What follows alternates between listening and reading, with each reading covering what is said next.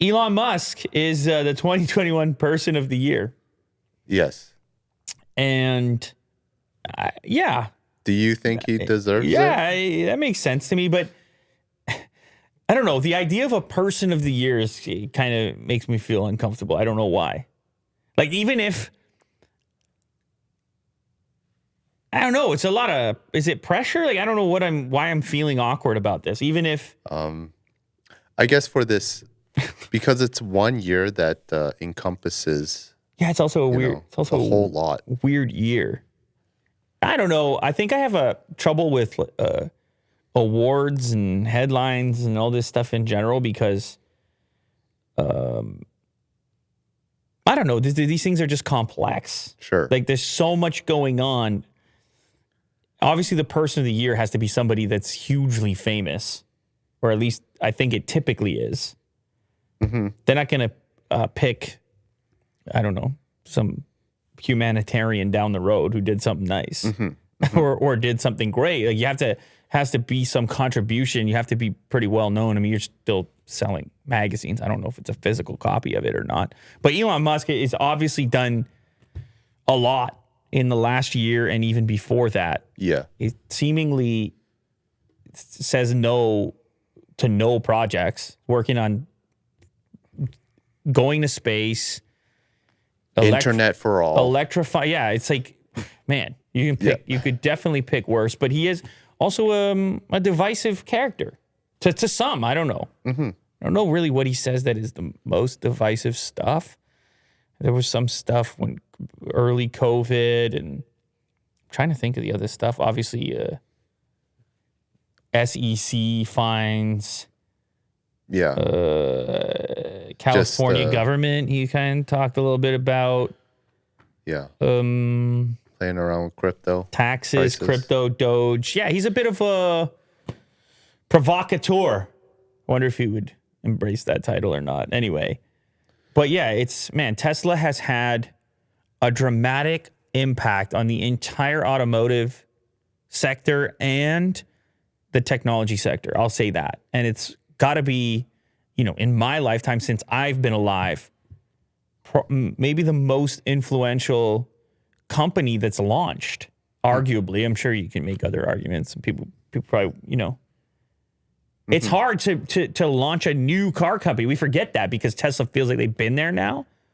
But there were times where that thing was slippery. Yeah. And it was like, man, a manufacturer. And he just pushed through a lot of many obstacles, I'm sure. Many that we completely don't even know about. I think where people get into trouble with this analysis is you think that in order for a person to make these huge or significant contributions, that for you to be on board with that, you have to be the hugest fan of them or agree with everything they've ever said. Well, I don't necessarily know that's the case. We're all weird and complicated, and to have such strict criteria for how you, everybody is going to do things that you like, and everybody's going to do things that you don't like. If you've ever had relationships with people, this is part of being human. And people are going to do certain things and believe certain things and say certain things, and then they're going to change those things too along the way, like we are. We're very interesting creatures. And so this is a very roundabout analysis. I don't really know what to say about it. I think it's deserved in his case. I don't know. I mean, there's probably a lot of people that could have deserved something like this. But certainly in our world, in our realm, this is a person who's having a significant impact and certainly absolutely changing the world. Yes. Period. And change is good.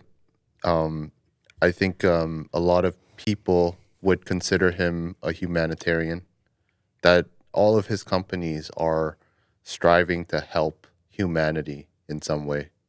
Yeah, I mean, but like to a very obvious position.